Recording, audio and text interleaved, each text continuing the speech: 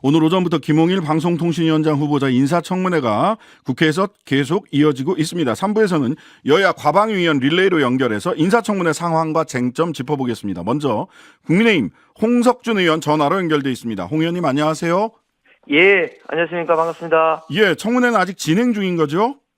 예, 진행 중이고 지금 저녁 시간 때문에 잠깐 정해 중입니다. 자, 지금까지 나온 내용들로만 봤을 때 아직까지 청문회가 남아있긴 합니다만 결론적으로 김홍일 후보자는 적격입니까? 부적격입니까? 예, 제가 생각할 때는 적격이라고 생각합니다. 왜냐하면 네. 김홍일 후보자는 소녀 가장으로서도 백종원 대표와의 어떤 그런 미담도 있지만 그 현재까지 어떤 병역 문제라든지 세금 탈루 문제라든지 음주운전이라든지 도덕적인 문제도 없고 특히 법률가로서 나름대로 이때까지 쌓은 어떤 경험과 노하우가 있어서 제가 볼 때는 좀 적격이라고 생각이 듭니다. 자, 먼저 방송통신위원장으로서 전문성이 있는지 특수부 검찰 출신으로서 심지어는 방송과 관련된 수사도 해본 적이 없다. 이런 비판 있습니다. 이 전문성 부분 어떤 입장 갖고 계신가요? 네, 방송 관련된 수사를 했다면 또 거기에 대해서 또 비판을 할 텐데 지금 사실 역대 방통위원장을 보면 크게 그 세 가지 직업을 가진 부류로 나눌 수 있는데 하나는 네. 언론인 출신이 있고요. 두 번째는 정당인 출신, 그다음에 이제 법률가 출신들이 있습니다. 사실 그 언론가 출신 이동관 방통위원장 때는 언론 장악 기술자라고 비판을 했는데 지금은 또 검사라고 비판을 하지만 법률가 출신들이 한상혁 위원장도 있고 그 이전에도 있었습니다. 왜냐하면 이 방통위원장이라는 역할이 양 진영 간의 가장 극단적인 갈등이 노출되는 어떤 것이고 그곳에서 공정 정비하게 법과 원칙에 따라서 중요한 판단을 해야 되기 때문에 저는 이 법률가도 역시 방통위원장이 갖춰야 될 하나의 어떤 전문적인 분야다 이렇게 생각이 좀 듭니다. 네. 윤석열 대통령이 김 후보자를 지명한 이유는 뭔가요?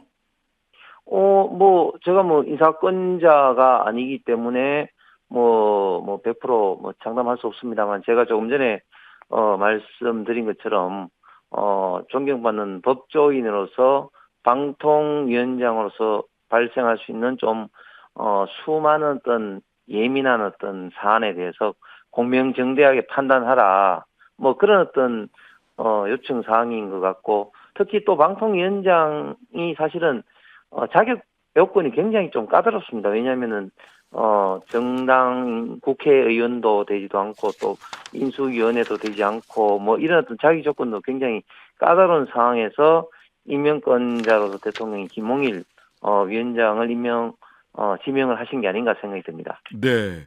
자, 김홍일 후보자는 방통위 2인 체제에 대한 질의에 대해서 바람직하진 않다. 하지만 법률적으로 문제가 없다. 이런 입장을 밝혔는데요. 네. 최근 고등법원에서 이동관 전 위원장이 주도한 방통위 2인 체제 운영 이게 방통위법 취지에 어긋난다라고 하면서 지명한 박문진 이사의 자격을 정지시켰잖아요. 그 취지에 보자면 2인 체제로 심의 의결을 계속하는 거 이거 법률상 문제 있는 거 아니냐라는 비판도 많이 있습니다. 이 부분 어떻습니까? 예, 방금 말씀하신 그런 판례도 있습니다만 다수의 판례와 또 법제처 그 해석 그리고 국회 그 입법조사처 해석 등등으로 봐서는 방통위가 협의제 행정기관으로서 2인 체제도 이게 가능하다는 것이 다수설인 것 같습니다. 물론 김홍일 후보자도 이야기한 것처럼 결코 법률적으로 문제가 없다 할지라도 좀 바람직하지는 않겠죠. 그런데 이제 문제는 뭐냐면 지금 2인 체제가 이렇게 되는 게 국회목 즉 여당 추천 1명, 야당 추천 2명인데 지금 국회가 지금 합의가 지금 안 되고 있기 때문이거든요. 그렇기 때문에 지금 이제 2인 체제로 지금 굴러가고 있는 운영되고 있는 방통위에 대해서 지금 김홍일 후보자를 비판할 몫은 아니고 빨리 국회에서 합의해서 5인 체제로 만들어 가야 되고 그것은 국회의 몫이라고 생각합니다. 대통령께서 이전에 최민희 후보에 대해서는 계속 임명을 7개월간 미루셨잖아요.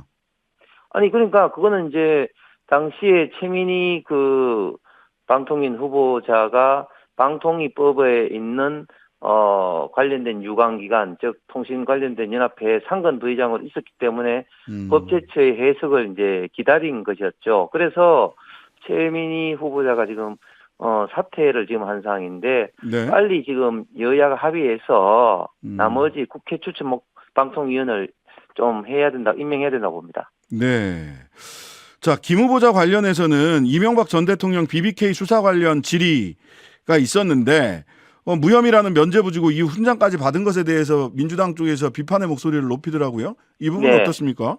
예, 저도 이 사안을 좀 자세히 봤습니다. 그런데 같은 BBK 사건이라 하더라도 김홍일 당시 후보자가 수사했던 BBK와 2018년도 BBK는 완전히 다른 내용입니다. 즉 무슨 말인가면 당시 김홍일 위원장이 검사로서 수사할 BBK 2007년도 당시에는 김경준이 BBK를 1인 소유하면서 단독으로 주가 조작 등을 한 것이 확인돼서 이제 기소가 되었고 이명박 전 대통령에 대해서 무혐의 처리가 되었습니다. 그런데 2018년도에는 또 다른 어떤 제보와 이제 그런 사항들이 있어서 이전 대통령의 다스 횡령, 조세 포탈, 뇌물, 직권남용 등의 어떤 혐의에 대해서 지금 사법적 판단을 이제 받은 사항이었죠. 그렇기 때문에 2007년도 당시에 수사가 잘못되었다 이렇게 볼 수는 없는 사항입니다. 네, 서로 다른 BBK였다. 그렇습니다. BBK 사건이었다. 네. 알겠습니다. 자, 유일임 방심위원장의 이른바 가족과 지인을 동원한 청부 민원 관련된 질의도 나왔던데요. 네. 홍석준 의원님 해당 의혹 어떻게 보고 계신가요? 저는 이제 일단 첫 번째 이게 유림 방심위원장이 검찰에 지금 수사를 의뢰했기 때문에 수사에서 좀 더 밝혀지겠습니다만은 일단 기본적으로 유림 방심위원장이 과연 청부 이런 어떤 민원을 제기할 필요성이 저는 있었는가 이런 어떤 의문이 듭니다. 왜냐하면 이미 잘 아시는 것처럼 뉴스 타파에 의해서 신앙민 김한배의 대선 개입, 대선 어떤 조작을 하려는 이런 것에 대해서 많은 국민들이 공분을 했고 저희 당에서도 어떤 수사 내지는 관련된 이제 사람들을 좀 처벌하라고 이야기를 했고 관련된 또 방송사에 대해서도 처벌 어떤 요구를 한 그런 어떤 사항이었습니다. 그리고 관련돼서 이미 제가 알기로는 민원인만 하더라도 188분이 있는데 과연 이런 상황에서 청부 민원을 할 필요성이 있었느냐 이런 어떤 부분에 대해서는 수사 결과 밝혀질 것이고 그리고 또 한 가지는 이런 게 민원이라는 어떤 공익 제보가 이런 어떤 개인 정보가 이런 유출됐다는 것은 굉장히 국가기관으로서는 굉장히 좀 심각한 문제다. 왜냐하면 결국 이렇게 되면은 누가 민원을 제기하고 누가 이런 어떤 당심위의 가짜 뉴스라든지 이런 문제 제기를 하겠습니까? 그래서 이 문제에 대해서는 저는 이제 검찰 수사 결과 좀 밝혀질 사항이라고 봅니다. 김홍일 방통위원장 후보자가 국민권익위원장이었던 시절에 이 공익제보자 공익신고가 접수가 됐던데요. 일정상으로 보면 관련해서 이 김홍일 위원장은 뭐 원론적인 답변을 하면서도 사실이라면 이해충돌이다라고 이야기를 했다고 하는데 맞나요? 김홍일 위원장은 전임 권익위원장이지만 이제 이제 위원회에서 이제 판단할 사항이라고 이제 판단을 이제 유보한 그런 입장이고 그게 맞다고 봅니다. 왜냐하면 미리 예단적으로 이야기하실 필요성이 없으니까. 그런데 네. 과연 이해 충돌이라는 측면을 제가 한번 생각해 보면 네. 사실은 이게 과연 이해 충돌이라는 게 어떤 특정한 어떤 이익이 목적으로 본인의 어떤 현재 어떤 법적 권한을 가지고 그거를 이제 악용을 해야 되는 건데 과연 제가 말씀드린 것처럼 유림 방심위원장이 무슨 이익이 있다고 이렇게 하느냐. 그래서 저는 기본적인 이해 충돌의 어떤 전제가 저는 성립이 되지 않는다고 생각합니다. 네. 자, 남은 쟁점 뭐가 있을까요?